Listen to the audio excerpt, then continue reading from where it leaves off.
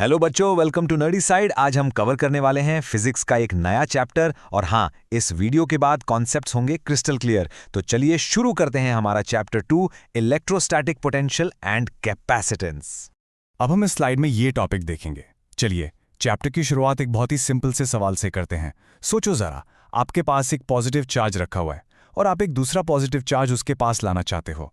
हम सब जानते हैं लाइक चार्जेस रिपेल करते हैं, एक दूसरे को धक्का देते हैं। तो उस रिपल्शन के अगेंस्ट, उस धक्के के खिलाफ आपको जोर लगाकर यानी वर्क करके उस चार्ज को पास लाना पड़ेगा। सवाल ये उठता है, ये जो आपने मेहनत की, जो वर्क किया, वो एनर्जी आखिर गई कहाँ? क्योंकि एनर्जी तो डिस्ट्रॉय हो नहीं सकती, कहीं ना कहीं तो स्टोर हुई होगी ना। बस इसी सवाल का जवाब हम इस चैप्टर में ढूंढेंगे। तो इस स्लाइड का मेन आइडिया ये था कि चार्जेस को मूव करने में जो हम वर्क करते हैं वो वेस्ट नहीं होता, बल्कि सिस्टम में एनर्जी के फॉर्म में स्टोर हो जाता है। अब हम इस स्लाइड में ये टॉपिक देखेंगे। देखिए, फिजिक्स में कुछ भी एकदम नया नहीं होता, कॉन्सेप्ट्स आपस में कनेक्टेड होते हैं। आपको क्लास 11 से ग्रेविटेशनल पोटेंशियल एनर्जी का कॉन्सेप्ट याद है? जब हम किसी बॉल को जमीन से ऊपर उठाते थे तो हम ग्रेविटी के अगेंस्ट वर्क करते थे और वो वर्क उस बॉल में पोटेंशियल एनर्जी की फॉर्म में स्टोर हो जाता था। बिल्कुल वही चीज अब हम क्लास 12 में पढ़ रहे हैं, बस नाम बदल गया है, इलेक्ट्रोस्टैटिक पोटेंशियल एनर्जी। फर्क क्या है? क्लास 11 में फोर्स दो मासेस के बीच था जो हमेशा अट्रैक्टिव होता था। यहां क्लास 12 में फोर्स दो चार्जेस के बीच है जो अट्रैक्टिव भी हो सकता है और रिपल्सिव भी। वहां हम वर्क करते थे ग्रेविटी के अगेंस्ट, यहां हम वर्क करेंगे कूलम्स फोर्स के अगेंस्ट। तो इस स्लाइड का मेन आइडिया यह था कि इलेक्ट्रोस्टैटिक पोटेंशियल एनर्जी का कॉन्सेप्ट बिल्कुल वैसा ही है जैसा क्लास 11 में ग्रेविटेशनल पोटेंशियल एनर्जी का था, बस फोर्सेज और ऑब्जेक्ट्स अलग हैं। अब हम इस स्लाइड में ये टॉपिक देखेंगे। चलिए इस कॉन्सेप्ट को इस डायग्राम से समझते हैं। ध्यान से देखिए स्क्रीन पर। हमारे पास एक सोर्स चार्ज है कैपिटल Q जो ओरिजिन पर रखा है। मान लो ये पॉजिटिव है, इसकी वजह से एक इलेक्ट्रिक फील्ड है। इस फील्ड में हम एक छोटा सा टेस्ट चार्ज स्मॉल q उसको पॉइंट R से पॉइंट P तक ला रहे हैं। अब क्योंकि दोनों चार्जेस पॉजिटिव हैं तो कैपिटल Q स्मॉल q को बाहर की तरफ रिपेल करेगा एक इलेक्ट्रिक फोर्स Fe से, लेकिन हम तो उसे पास लाना चाहते हैं, इसलिए हमें बाहर से इस इलेक्ट्रिक फोर्स के ऑपोजिट डायरेक्शन में एक एक्सटर्नल फोर्स Fxt लगाना पड़ेगा। यही एक्सटर्नल फोर्स जो वर्क करेगा वही इस सिस्टम में पोटेंशियल एनर्जी बनकर स्टोर हो जाएगा। तो इस स्लाइड का मेन आइडिया यह था कि एक्सटर्नल फोर्स द्वारा इलेक्ट्रिक फोर्स के अगेंस्ट किया गया वर्क ही सिस्टम की पोटेंशियल एनर्जी में इंक्रीज लाता है। अब हम इस स्लाइड में ये टॉपिक देखेंगे। तो चलिए अब इसकी प्रॉपर डेफिनेशन देखते हैं जो आपको एग्जाम्स में लिखनी है। इलेक्ट्रोस्टैटिक पोटेंशियल एनर्जी डिफरेंस, जिसे हम डेल्टा यू से लिखते हैं, क्या है? ये वो वर्क है जो एक एक्सटर्नल फोर्स करती है किसी चार्ज Q को पॉइंट R से पॉइंट P तक मूव करने में। पर यहां एक बहुत इंपॉर्टेंट शर्त है बच्चों, विदाउट एक्सेलरेशन। इसका मतलब क्या है? इसका मतलब है कि हम चार्ज को इतना धीरे धीरे, इतना आराम से मूव कर रहे हैं कि उसकी स्पीड चेंज ना हो, उसकी काइनेटिक एनर्जी चेंज ना हो। फॉर्मूला देखिए, डेल्टा यू का मतलब है final potential energy at point P यानी UP minus initial potential energy at point R यानी यूआर। और ये किसके बराबर है? ये बराबर है WRP के, यानी work done by external force in moving the charge from R to P। तो इस स्लाइड का मेन आइडिया ये था कि दो पॉइंट्स के बीच का पोटेंशियल एनर्जी डिफरेंस उस चार्ज को एक पॉइंट से दूसरे तक बिना एक्सेलरेट किए मूव करने में किए गए एक्सटर्नल वर्क के बराबर होता है। अब हम इस स्लाइड में ये टॉपिक देखेंगे। पोटेंशियल एनर्जी से जुड़ी कुछ बहुत ही इंपॉर्टेंट बातें हैं, इनको हमेशा याद रखिएगा। पहला पॉइंट, पोटेंशियल एनर्जी का कॉन्सेप्ट सिर्फ कंजर्वेटिव फोर्सेस के लिए डिफाइन किया जाता है और हमारी खुशकिस्मती है कि जो कूलम्स फोर्स है वो एक कंजर्वेटिव फोर्स है। अब ये कंजर्वेटिव फोर्स क्या होता है? ये वो फोर्स है जिसका वर्क डन पाथ पर डिपेंड नहीं करता, सिर्फ इनिशियल और फाइनल पोजीशन पर डिपेंड करता है। इसका मतलब आप चार्ज को R से P तक सीधे ले जाओ या घुमा कर ले जाओ, वर्क डन सेम रहेगा। और तीसरा, सबसे इंपॉर्टेंट पॉइंट, पोटेंशियल एनर्जी को डिफाइन करने के लिए हमें एक रेफरेंस पॉइंट चाहिए होता है जहां हम एनर्जी को जीरो मान सकें। अपनी सहूलियत के लिए फिजिक्स में हम इन्फिनिटी को रेफरेंस पॉइंट मानते हैं, यानी जब चार्जेस एक दूसरे से बहुत ज्यादा दूर हों तो हम मानते हैं कि उनके बीच कोई पोटेंशियल एनर्जी नहीं है, यानी जीरो है। तो इस स्लाइड का मेन आइडिया ये था कि कूलम फोर्स कंजर्वेटिव है, इसलिए वर्क पाथ से इंडिपेंडेंट है और हम इन्फिनिटी को जीरो पोटेंशियल एनर्जी का रेफरेंस मानते हैं। अब हम इस स्लाइड में ये टॉपिक देखेंगे। अब एक नया कॉन्सेप्ट आता है जो पिछले कॉन्सेप्ट से बहुत गहरा जुड़ा है, इलेक्ट्रोस्टैटिक पोटेंशियल, जिसे हम कैपिटल V से डिनोट करते हैं। बच्चे अक्सर पोटेंशियल एनर्जी U और पोटेंशियल V में कंफ्यूज हो जाते हैं। ध्यान से समझो इनके बीच का फर्क। पोटेंशियल V होता है work done per unit charge. सोचो, अगर आप एक +1 कूलम चार्ज को इन्फिनिटी से किसी पॉइंट P तक लाते हो तो जितना भी वर्क करना पड़ेगा वही उस पॉइंट P का पोटेंशियल कहलाएगा। फॉर्मूला देखो, Vp बराबर है W infinity P divided by Q। हमने टोटल वर्क को टेस्ट चार्ज Q से डिवाइड कर दिया। इससे क्या हुआ? इससे ये हुआ कि पोटेंशियल अब टेस्ट चार्ज पर डिपेंड नहीं करता। ये उस पॉइंट की प्रॉपर्टी बन गया जो सिर्फ सोर्स चार्ज पर डिपेंड करती है। एग्जाम में यहां से डायरेक्ट क्वेश्चन आता है। तो इस स्लाइड का मेन आइडिया ये था कि पोटेंशियल किसी पॉइंट की प्रॉपर्टी है और ये potential energy per unit charge U/Q के बराबर होता है। अब हम इस स्लाइड में ये टॉपिक देखेंगे। तो अब हमने पोटेंशियल को डिफाइन तो कर लिया है, अब वक्त है उसका फॉर्मूला डिराइव करने का। ये डेरिवेशन आपके बोर्ड एग्जाम्स के लिए बहुत इंपॉर्टेंट है। हमारा गोल क्या है? एक पॉइंट चार्ज कैपिटल Q की वजह से उससे r डिस्टेंस दूर किसी पॉइंट P पर कितना इलेक्ट्रिक पोटेंशियल होगा उसका एक्सप्रेशन निकालना। इसके लिए हम पोटेंशियल की बेसिक डेफिनेशन ही यूज करेंगे। Work done in bringing a unit positive charge from infinity two point P। अब हम इस स्लाइड में ये टॉपिक देखेंगे। इस डेरिवेशन को स्टेप बाय स्टेप समझिए बिल्कुल लॉजिक से। स्टेप 1, हम एक यूनिट पॉजिटिव चार्ज को इन्फिनिटी से ला रहे हैं। मान लो रास्ते में हम किसी पॉइंट P पर है जो Q से r डैश डिस्टेंस पर है। उस जगह पर Q इस यूनिट चार्ज पर कितना फोर्स लगाएगा? सिंपल कूलम्स लॉ से F = 1 × Q divided by 4πε0 r dash square. Step 2, अब इस चार्ज को एक छोटू सा डिस्टेंस dr डैश आगे मूव करने में कितना वर्क करना पड़ेगा? स्मॉल वर्क डन dw होगा F.dr, लेकिन हम यहां लिख रहे हैं dw = -F.dr। ये माइनस साइन क्यों आया? क्योंकि इलेक्ट्रिक फोर्स F चार्ज को बाहर धकेल रहा है और हमारा डिस्प्लेसमेंट dr अंदर की तरफ है। दोनों की डायरेक्शन ऑपोजिट है। स्टेप 3, टोटल वर्क निकालने के लिए हम क्या करते हैं? इंटीग्रेशन। हम इस छोटे से वर्क dw को इंटीग्रेट कर देंगे। लिमिट्स क्या होंगी? हम चार्ज को कहां से ला रहे हैं? इन्फिनिटी से। कहां तक ला रहे हैं? पॉइंट r तक। तो हमारी लिमिट्स होंगी इन्फिनिटी से r तक। तो इस स्लाइड का मेन आइडिया ये था कि हम पहले फोर्स निकालते हैं, फिर स्मॉल वर्क, और फिर उसको इन्फिनिटी से r तक इंटीग्रेट करके टोटल वर्क निकाल लेते हैं। अब हम इस स्लाइड में ये टॉपिक देखेंगे और उस इंटीग्रेशन को सॉल्व करने के बाद हमें मिलता है ये फाइनल और सबसे इंपॉर्टेंट फॉर्मूला। इसको अपनी फॉर्मूला शीट में हाईलाइट कर लीजिए।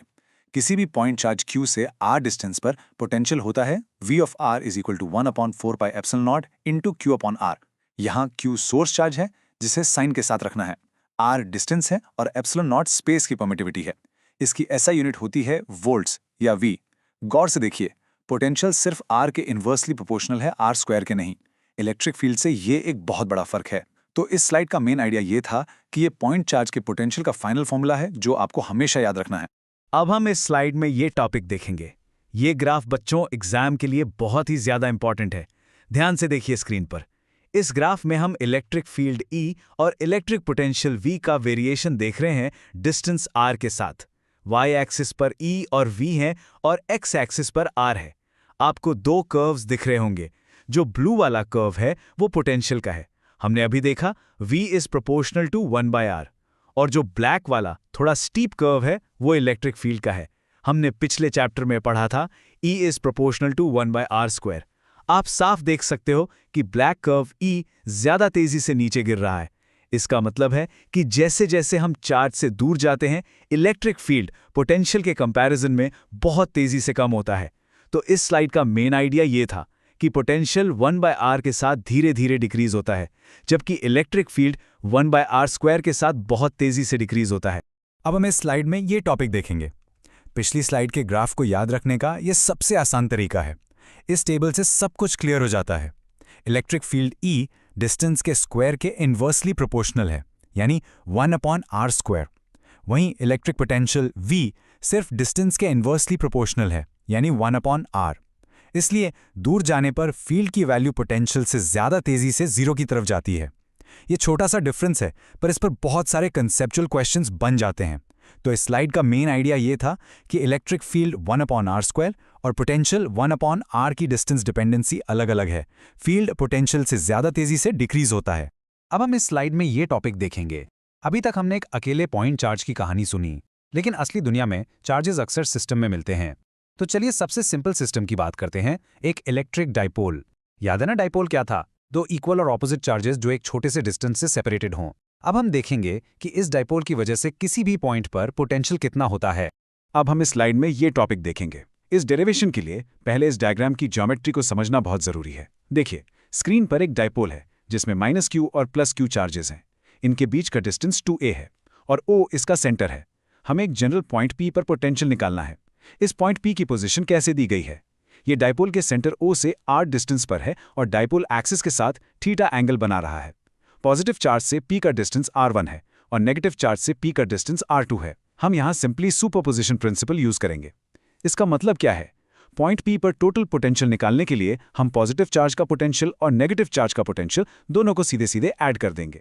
तो इस स्लाइड का मेन आइडिया ये था कि हम सुपरपोजिशन प्रिंसिपल यानी V total is equal to V plus q plus V minus q का यूज करके P पॉइंट पर नेट पोटेंशियल निकालेंगे। अब हम इस स्लाइड में ये टॉपिक देखेंगे। जब हम V प्लस क्यू और V माइनस क्यू की वैल्यूज डालते हैं और थोड़ी सी ज्योमेट्री और एक इंपॉर्टेंट अप्रॉक्सीमेशन कि पॉइंट P डाइपोल से बहुत दूर है यानी R is very very greater than A का यूज करते हैं तो हमें ये फाइनल रिजल्ट मिलता है। एक डाइपोल की वजह से पोटेंशियल होता है V equals to P cos theta upon 4 pi epsilon naught R square. यहाँ P डाइपोल मोमेंट है यानी Q इंटू 2A। अब यहाँ दो चीजें नोट करने वाली हैं। पहली, पोटेंशियल अब सिर्फ डिस्टेंस R पर नहीं एंगल थीटा पर भी डिपेंड कर रहा है यानी ओरिएंटेशन मैटर करती है। दूसरी, ये 1/r स्क्वायर के साथ फॉल कर रहा है 1/r के साथ नहीं जैसा पॉइंट चार्ज में था। तो इस स्लाइड का मेन आइडिया ये था कि एक शॉर्ट डाइपोल का पोटेंशियल उसके डाइपोल मोमेंट P और cos थीटा पर डिपेंड करता है और 1/r स्क्वायर के साथ डिक्रीज होता है। अब हम इस स्लाइड में ये टॉपिक देखेंगे। चलिए जल्दी से कंपैरिजन कर लेते हैं डाइपोल और पॉइंट चार्ज के पोटेंशियल में। ये एग्जाम का फेवरेट टॉपिक है। पहला डिफरेंस, डाइपोल का पोटेंशियल एंगल थीटा पर डिपेंड करता है जबकि पॉइंट चार्ज का पोटेंशियल हर डायरेक्शन में सेम होता है, एंगल पर डिपेंड नहीं करता। दूसरा डिफरेंस, डाइपोल का पोटेंशियल 1/r स्क्वायर से गिरता है जो कि पॉइंट चार्ज के 1/r से ज्यादा तेजी से है। और एक सबसे स्पेशल केस, डाइपोल के इक्वेटोरियल प्लेन पर यानी ऐसी लाइन जो डाइपोल के परपेंडिकुलर बाइसेक्टर हो, वहां थीटा 90 डिग्री होता है और क्योंकि cos ऑफ 90 0 होता है इसलिए इक्वेटोरियल प्लेन के हर पॉइंट पर पोटेंशियल 0 होता है। तो इस स्लाइड का मेन आइडिया ये था कि डाइपोल और पॉइंट चार्ज का पोटेंशियल डिस्टेंस और एंगल के मामले में एक दूसरे से काफी अलग बिहेव करते हैं। अब हम इस स्लाइड में ये टॉपिक देखेंगे। अभी तक हम पोटेंशियल को फॉर्मूला से समझ रहे थे। अब हम उसको इमेजिन करने का, विजुअलाइज करने का एक नया और बहुत पावरफुल टूल देखेंगे जिसे कहते हैं इक्विपोटेंशियल सर्फेसेस। जैसे हम इलेक्ट्रिक फील्ड को इमेजिन करने के लिए इलेक्ट्रिक फील्ड लाइंस बनाते हैं, ठीक वैसे ही हम इलेक्ट्रिक पोटेंशियल को इमेजिन करने के लिए इक्विपोटेंशियल सर्फेसेस बनाते हैं। अब हम इस स्लाइड में ये टॉपिक देखेंगे। इसका मतलब इसके नाम में ही छिपा है। इक्वी यानी इक्वल, पोटेंशियल यानी पोटेंशियल। तो इक्विपोटेंशियल सरफेस एक ऐसी इमेजिनरी सरफेस है जिसके हर एक पॉइंट पर पोटेंशियल की वैल्यू सेम होती है, कांस्टेंट होती है। और इसकी सबसे इंपॉर्टेंट प्रॉपर्टी क्या है? अगर आप एक चार्ज को इस सरफेस पर एक जगह से दूसरी जगह मूव करोगे तो आपको कोई वर्क नहीं करना पड़ेगा, जीरो वर्क डन। ऐसा क्यों? क्योंकि वर्क डन होता है W is equals to Q into delta V। अगर सरफेस इक्विपोटेंशियल है तो किसी भी दो पॉइंट्स के बीच पोटेंशियल का डिफरेंस यानी डेल्टा V 0 होगा, इसलिए वर्क डन भी 0 होगा। तो इस स्लाइड का मेन आइडिया ये था कि इक्विपोटेंशियल सरफेस एक कांस्टेंट पोटेंशियल वाली सरफेस है जिस पर चार्ज को मूव करने में हमेशा 0 वर्क डन होता है। अब हम इस स्लाइड में ये टॉपिक देखेंगे। चलिए अब स्क्रीन पर देखते हैं कि ये सर्फेसेस आखिर दिखती कैसी हैं। लेफ्ट साइड में देखिए, एक सिंगल पॉजिटिव पॉइंट चार्ज के लिए इक्विपोटेंशियल सर्फेसेस दिखाई गई हैं। हम जानते हैं V is equal to KQ by R। अगर V को कांस्टेंट रखना है तो R को भी कांस्टेंट होना पड़ेगा। इसलिए एक पॉइंट चार्ज के लिए इक्विपोटेंशियल सर्फेसेस कॉन्सेंट्रिक स्फीयर्स होते हैं। अब राइट साइड में देखिए, एक इलेक्ट्रिक डाइपोल के लिए सर्फेसेस। इनका शेप थोड़ा कॉम्प्लिकेटेड है। आप देख सकते हैं कि जहां चार्जेस हैं वहां सर्फेसेस एक दूसरे के काफी पास-पास हैं और बीच में दूर-दूर हैं। तो इस स्लाइड का मेन आइडिया यह था कि अलग-अलग चार्ज सिस्टम्स के लिए इक्विपोटेंशियल सर्फेसेस का शेप भी अलग-अलग होता है। अब हम इस स्लाइड में ये टॉपिक देखेंगे। ये 3 प्रॉपर्टीज एग्जाम के लिए बहुत जरूरी हैं, इनको अच्छे से समझ लीजिए। पहली प्रॉपर्टी, इलेक्ट्रिक फील्ड हमेशा इक्विपोटेंशियल सरफेस के परपेंडिकुलर यानी 90 डिग्री पर होता है। क्यों? सोचो, अगर फील्ड का कोई हिस्सा सरफेस के अलोंग होता तो वो चार्ज पर फोर्स लगाता और वर्क करता, पर हमने अभी पढ़ा कि वर्क डन तो 0 होता है, इसलिए फील्ड को परपेंडिकुलर होना ही पड़ेगा। दूसरी प्रॉपर्टी, जहां इलेक्ट्रिक फील्ड स्ट्रांग होता है वहां ये सर्फेसेस पास-पास यानी क्राउडेड होती हैं और जहां फील्ड वीक होता है वहां दूर-दूर। तीसरा, 2 इक्विपोटेंशियल सर्फेसेस कभी एक दूसरे को काट नहीं सकती। क्यों? अगर वो काटेंगी तो इंटरसेक्शन पॉइंट पर पोटेंशियल की 2 अलग-अलग वैल्यूज हो जाएंगी, जो कि पॉसिबल ही नहीं है। एक पॉइंट पर पोटेंशियल की एक ही वैल्यू हो सकती है। तो इस स्लाइड का मेन आइडिया ये था कि इन सर्फेसेस की प्रॉपर्टीज से हम इलेक्ट्रिक फील्ड के बारे में बहुत सारी जानकारी हासिल कर सकते हैं। अब हम इस स्लाइड में ये टॉपिक देखेंगे। हमने इलेक्ट्रिक फील्ड E चैप्टर 1 में पढ़ा और इलेक्ट्रिक पोटेंशियल V इस चैप्टर में। हो सकता है आपको लगे कि ये दो अलग अलग कॉन्सेप्ट्स हैं, पर सच तो ये है कि ये दोनों एक ही सिक्के के दो पहलू हैं। इनके बीच एक बहुत ही गहरा मैथमेटिकल रिश्ता है जिसको अब हम एक्सप्लोर करेंगे। इस रिश्ते की मदद से अगर हमें E पता है तो V निकाल सकते हैं और V पता है तो E निकाल सकते हैं। अब हम इस स्लाइड में ये टॉपिक देखेंगे। यह है वो master equation E is equals to minus dV/dl। इसे कहते हैं electric field is the negative of the potential gradient. ये जो टर्म है dV/dl, इसका मतलब है पोटेंशियल का चेंज डिस्टेंस के साथ। इस इक्वेशन का असली मतलब समझिए, ये बहुत ही पावरफुल है। ये कहता है कि इलेक्ट्रिक फील्ड हमेशा उस डायरेक्शन में होता है जहां पोटेंशियल सबसे तेजी से गिर रहा हो, यानी डिक्रीज हो रहा हो। सोचो, अगर पोटेंशियल एक पहाड़ है तो इलेक्ट्रिक फील्ड हमेशा उस तरफ पॉइंट करेगा जिधर सबसे तेज ढलान हो। नेगेटिव साइन यही बताता है, minus direction of steepest decrease.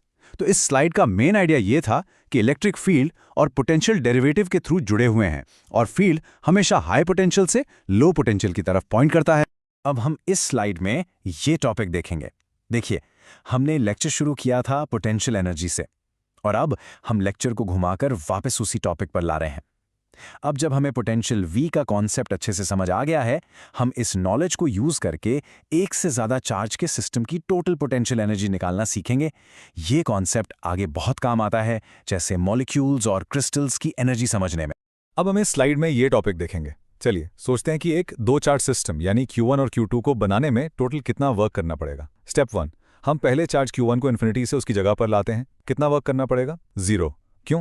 क्योंकि वहां पहले से कोई इलेक्ट्रिक फील्ड नहीं था जिसके अगेंस्ट हमें वर्क करना पड़े, पूरा स्पेस खाली था। स्टेप 2, अब Q1 अपनी जगह पर बैठ गया है तो वो अपने आसपास एक पोटेंशियल क्रिएट करेगा। उसकी पोजीशन से R12 दूरी पर पोटेंशियल होगा V1 is equals to K into Q1 upon R12। Step 3, अब हम दूसरे चार्ज Q2 को इन्फिनिटी से उस पॉइंट पर लाते हैं। इस बार हमें वर्क करना पड़ेगा क्योंकि हम उसे Q1 के पोटेंशियल के अगेंस्ट ला रहे हैं। कितना वर्क? हम जानते हैं W is equals to QV, तो वर्क डन होगा W2 is equals to Q2 into V1।